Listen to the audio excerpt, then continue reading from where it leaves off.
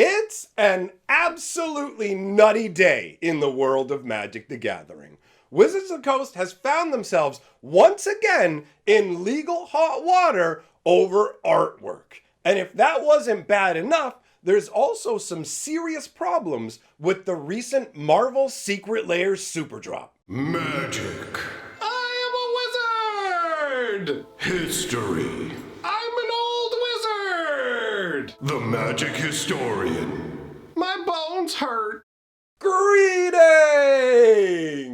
owners of fine luxury cardboard rectangles. My friends, I hope the day finds you well because we have gathered for a fat and juicy installment of Mega Magic News. Wizards of the Coast just recently resolved some legal issues surrounding Magic the Gathering artwork, and they are right back at it. On top of that, we have the situation with a bunch of disgruntled people in regards to that Marvel Secret Lair. But before we dive in to the main news event, just want to let you know, I have released a brand new review video of RoboCop 1, 2, and 3 over on my movie review channel, and I have this hilarious trailer to get you hyped up. At Hatcher Movie Talks, we pride ourselves on two things. Respecting the fans. No, don't tell us in the comments. Shut up. I don't need to hear if you think I'm wrong. Shut up. And if you don't like it, I don't care. And always being 100% accurate. Yeah, because I don't remember anything from number 3. When you I said don't the remember two, when you you're said the accurate hacker too. kid, I was just like, hacker kid? In the first one? Yeah, that was the first one. Right?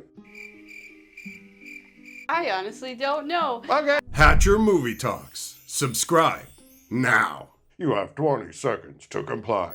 Having a ton of fun over there on the movie review channel. I strongly recommend you go and subscribe and enjoy the vibe. Now, let us dive in to the magical news of the day. This is a big one. I actually have 5 pages of notes to go through, and that's not every bit of information there is in regards to this situation. So, to basically give you an idea of what's going on, Donato Giancola has cut all ties with Wizards of the Coast over their use of a very particular piece of artwork that he did not want them to use, and they don't actually have the legal right to use. So we're going to go through what the actual situation is. He also talks about how this impacts artists overall. There's a lot of enlightening information in here, and like I said, the 5 pages of notes that I have isn't everything in regards to this. So what I'm going to do later today, and you're welcome to join me,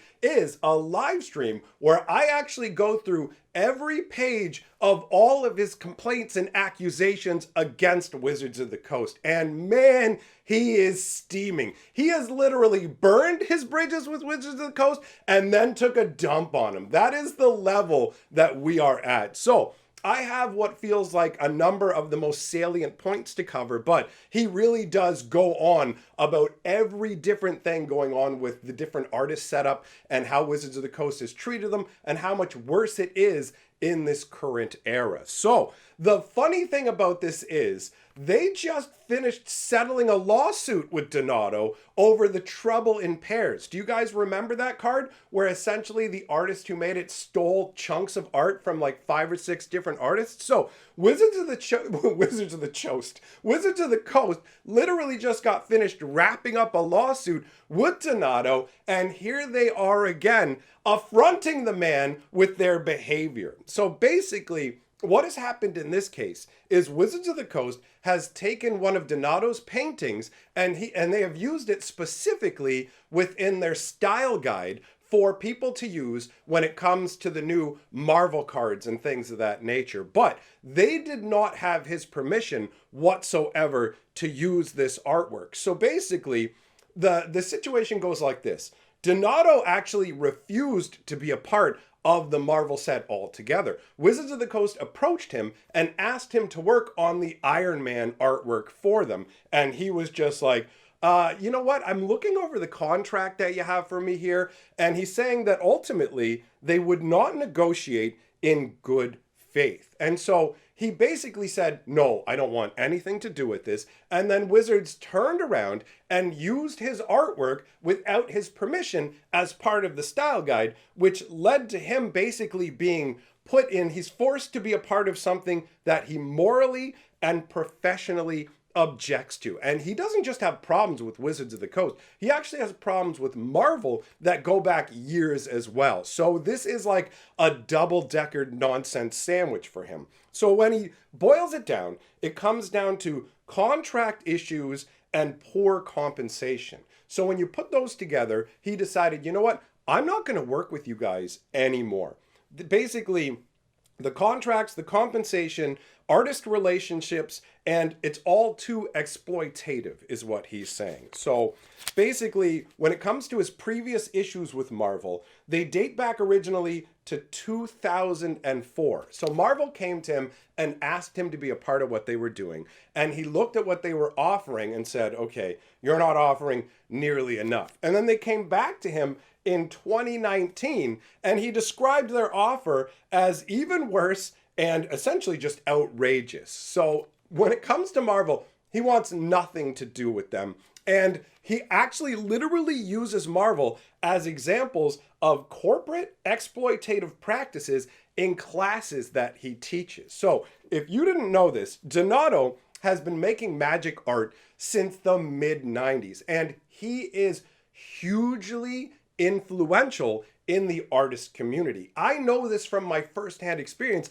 of speaking with magic artists at conventions. Multiple of them brought up Donato, and actually multiple of them were specifically taught by Donato. He is an incredibly talented artist, and he spent a lot of time guiding new generations of magic artists. So the fact that Wizards of the Coast has tweaked him off this bad and basically just get out of here to him in terms of the offerings that they're making, he asked them to clarify a contract position where he's basically saying, okay, look, when I look at what you're saying to me in email and I look at what you're saying to me in the contract, these don't match up. So I basically just need you to clarify your position so that I'm legally covered. And Wizards of the Coast absolutely refused to do that. They basically left him hanging. So at this point, with what Wizards of the Coast and Hasbro are doing, he's so incensed, he's so upset with them that he is adding them to the list of corporate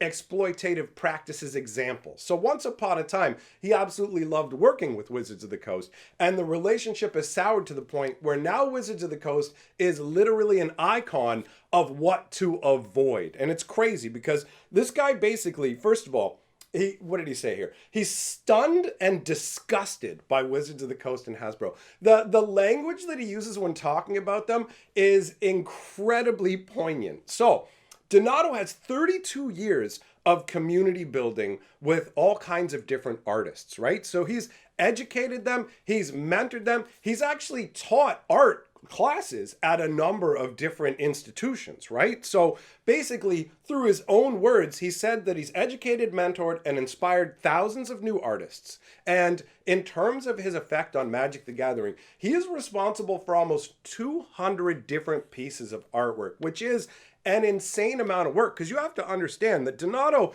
is not your new era artist where he quickly slaps something up with a digital program. The man literally does like oil paintings, and his artwork is amazing, right? So he's saying that Hasbro's mismanagement of Magic the Gathering has led to stressed and overworked Wizards of the Coast staff. Freelance artists are underpaid for their highly complex, labor-intensive work. If you want an example of that, if you take a look at Storm the Seed Core, which is a piece of artwork from the March of the Machine set, right? So basically, what's happened with that piece of art is it took the artist who painted it. Jason Rainville spent an entire week of his life painting this one piece of artwork. And when you go and look at it, it's genuinely amazing artwork. Like, this is Renaissance era style stuff. When you look at it, you genuinely feel something. It is one of the most standout pieces of artwork that has been made in the last number of years. I find it to be incredibly evocative and memorable, right? So he spent an entire week of his life working on just this one piece of artwork. So when Donato says highly complex, labor-intensive work, he's absolutely right. How many people can create artwork on this level? Not that many, right? So they deserve to be compensated appropriately for their work. So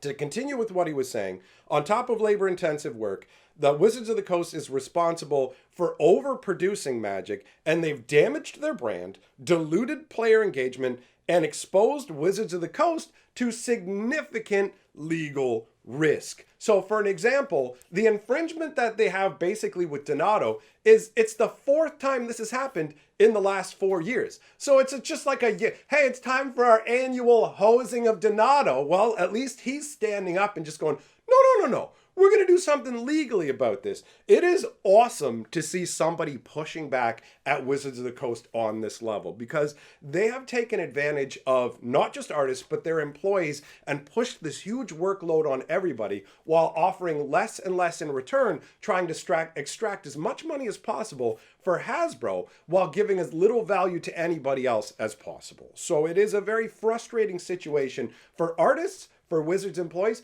and for us as the customers, right? So it says basically Wizards of the Coast offers low upfront commission fees, and they keep established professionals away and encourage corner cutting with new artists. Now, some of the things I'm saying here are basically me summarizing it. So if you want to hear the longer version of this with his actual wording, then come over to the live stream where I will be going through it all point by point. So basically, the idea here is that because Wizards of the Coast pays so little for their artwork, the people who are genuinely super talented aren't going to work for such a low fee, and the other people who are willing to work for Wizards of the Coast aren't going to bring their A game and put a ton of effort into it, because specifically Wizards isn't paying enough for them to put in that level of time. The aforementioned Jason Rainville, he specifically talked about the amount of time that he poured into Storm the Seed Core not actually being equal to what he was getting paid, but he wants to challenge himself and create epic artwork. So he was more doing it for himself than for Wizards. The amount they're paying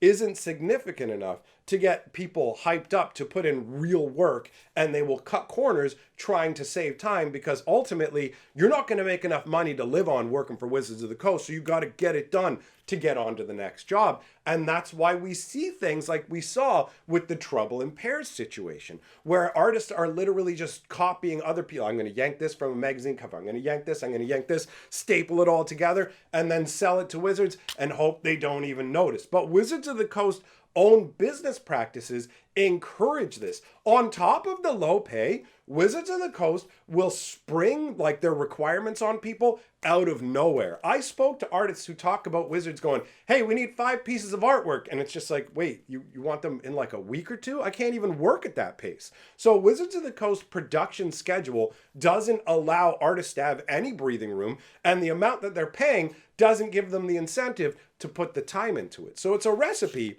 for essentially low quality artwork or infringing artwork, right?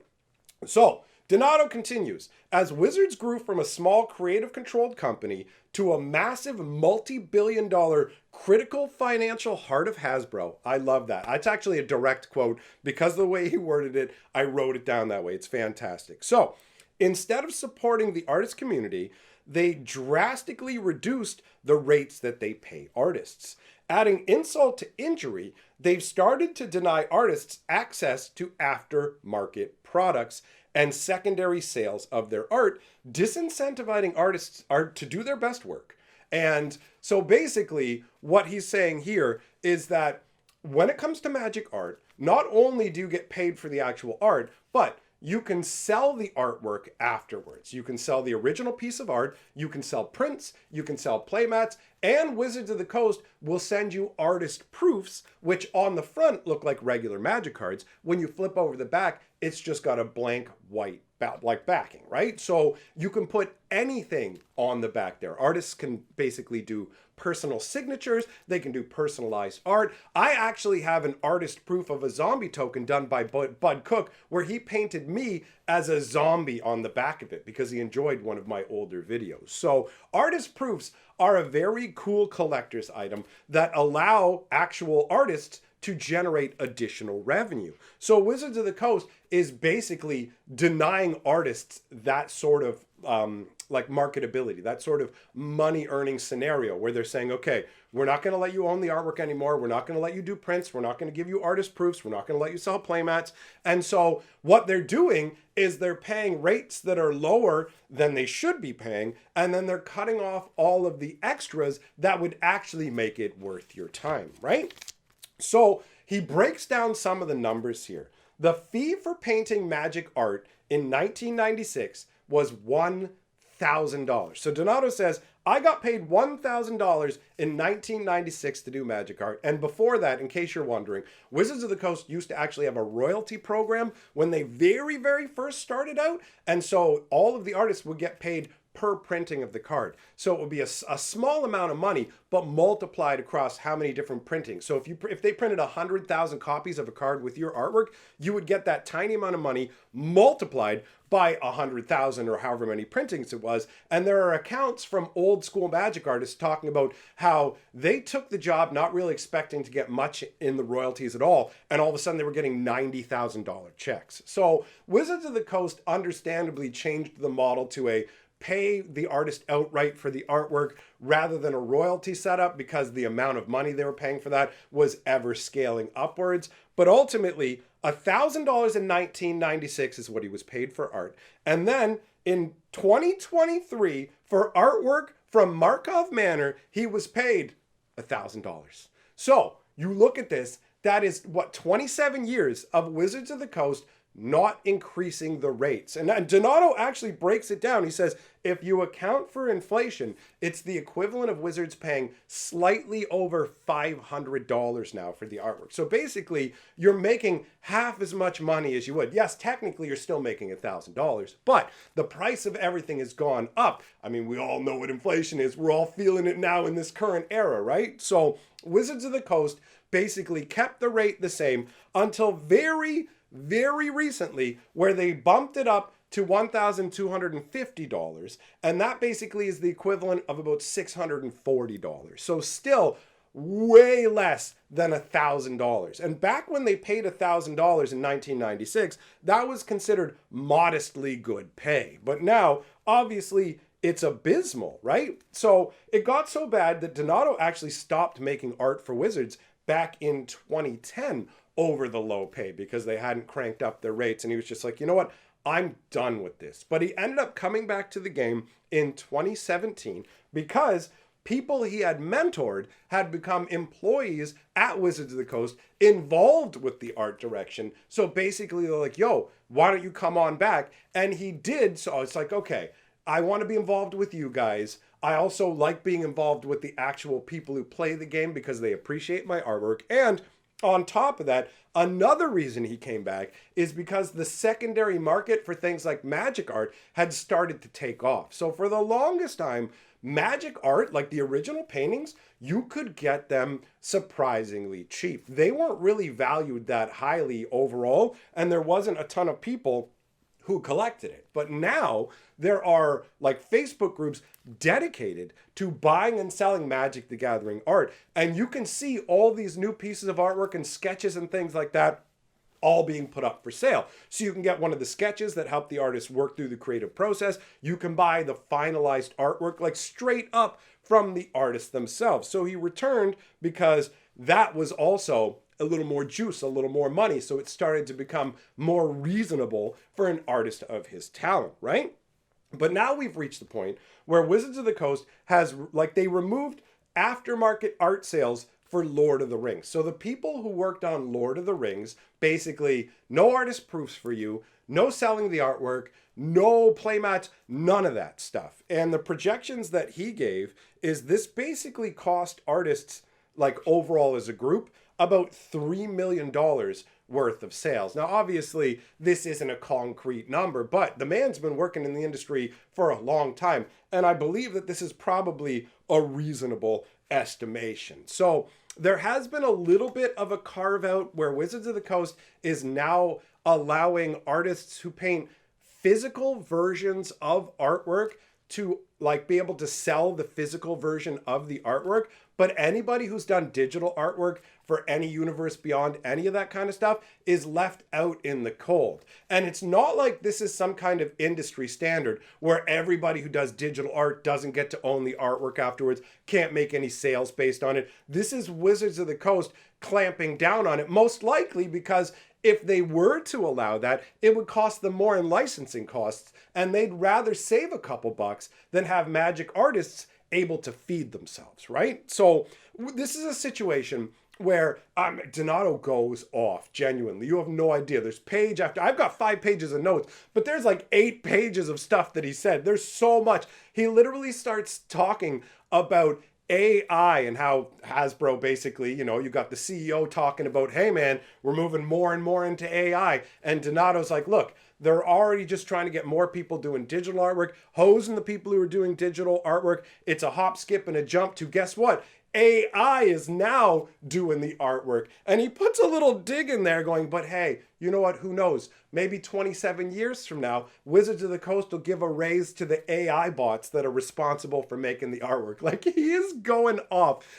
Some of his posts start with Wizards of the Coast and Hasbro, you should be ashamed of yourself. Some of them end with, you guys should be ashamed of yourself. It's absolutely amazing. There was 3 different installments of this stuff. It's like a giant saga. So like I said, to cover all this, I literally am going to go over it all, point by point, and like all of it. If you want to see everything he said, that will be available in the live stream. But this is a knock-on effect, right? This is why Wizards of the Coast keeps getting into these legal problems, where it wasn't just Trouble in Pairs had 5 different artists having their artwork stolen and stapled together. But that's not the only instance.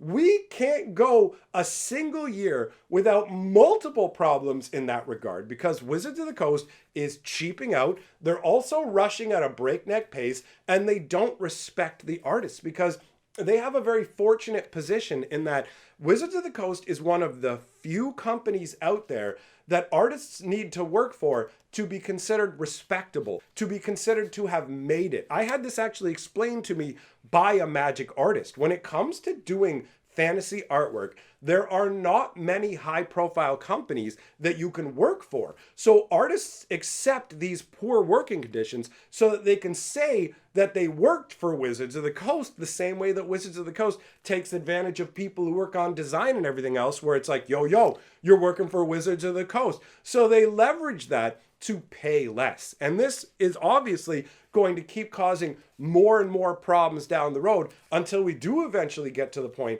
where the artwork isn't being created by humans and we're living in the new AI world, which is not something I'm looking forwards to, right? Ultimately, to me, Magic art is one of the most important things in the entire game. Yes, the game is fun to play. Yes, the game mechanics matter. But guess what? It was a singular piece of Magic artwork that got me into the game. I was just flipping through my buddy's cards, didn't really care about Magic, watching my friends play it, and then I found Personal Incarnation, and I looked at the artwork. A wizard standing on a hill with his staff upraised. This magic is flowing out of his staff and coalescing into this gigantic, beefy warrior that's made out of the wizard's actual essence, and it is just laying waste to the wizard's enemies, right? And that was created by somebody who went, okay, this is the concept I'm going to go with, and they brought it to life. So Magic art is what brings Magic to life, right? It's just, otherwise, it's just flat numbers and mechanics. And yes, there are people who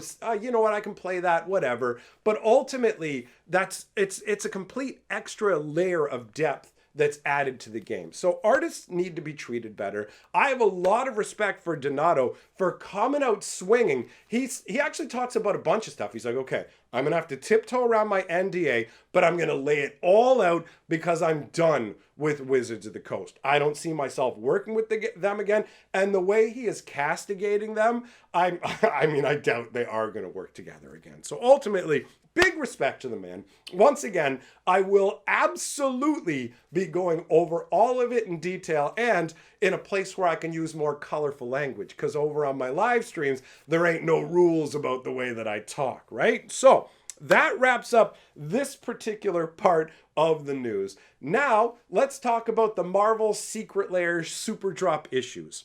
And you know what? If you're somebody who missed out on being able to get these Marvel Secret Lairs, this might make you feel a slight bit better because a bunch of the Secret Lairs are coming out with multiple issues. There has been a flood of posts recently talking about all the different problems with the Secret Lairs coming out. So we've got ones where people are saying, hey, check this out. This is how the package came to me. The actual cards are caught and folded inside the flap, just bent and sticking out, whatever. And that's just one issue. You got other people going, check it out. My Secret Lair is empty. I got all 5 Secret Lairs. These 4 have the cards. This one is missing, right? That actually is trumped by one guy who had the worst story I've seen so far. The entire box that he got just hadn't been sealed. So when he opened it up, there were no Secret Lairs inside. Wizards of the Coast just mailed him an empty box. So this is going to lead to obviously a bunch of people needing to submit tickets to Wizards of the Coast going, hey, you obviously screwed up pretty badly here. And Wizards of the Coast has a horrific turnaround time when it comes to sorting this stuff out. Some people are reporting that when they submit a ticket to Wizards of the Coast saying that they need these things rectified, that it's taking them up to 2 months to respond. I think the longest I've heard is 3 or 4 months, but 2 months seems to be the average, and it's only 1 month if you're lucky. And this is because Wizards of the Coast card quality is the lowest that it's ever been. They are literally churning as many cards as humanly possible, going at a breakneck pace, and this leads to not just card quality errors, but literal misprints on the card. Remember Coma, where it's like, oh, this is supposed to be everybody's upkeep, and it only says your upkeep. Remember the Circular Logic, which is an instant speed counterspell that they printed as a sorcery, and they just go, $5 off the Secret Lair.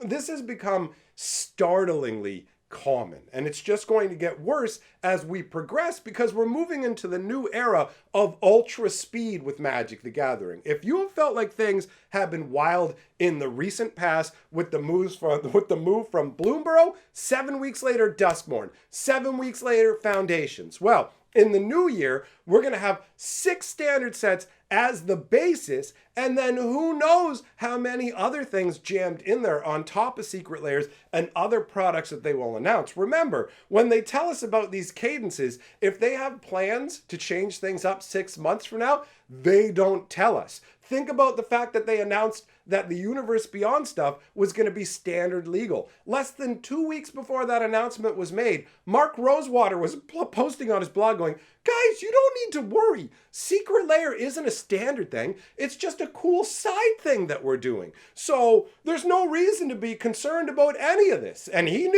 already knew for a full year that they had been, oh yeah, this stuff's going into standard because they had been designing for it. So you combine the breakneck pace with the poor card quality and ultimately Wizards' massive disdain for us as customers. I feel like Magic 30 was the most emblematic part of that, where if you look at it, first of all, they wanted us to pay $1,000 for 4 booster packs of gold-backed reserved list reprints. So they violated the reserve list. They wanted us to pay $250 US for packs. And in case you didn't know, the card quality of the actual Magic 30 was abysmal. The edges were all rough and chewed up, just like all the stuff we're seeing now. I literally stopped collecting foil sets of cards because I'd open packs, and this was a pack fresh, like I got this box from my LGS. Walked in there, brought the box home, didn't shake it around like a maniac, didn't do anything to damage it, open it up, and boom, all the edges are whitened and look horrific. We're at the point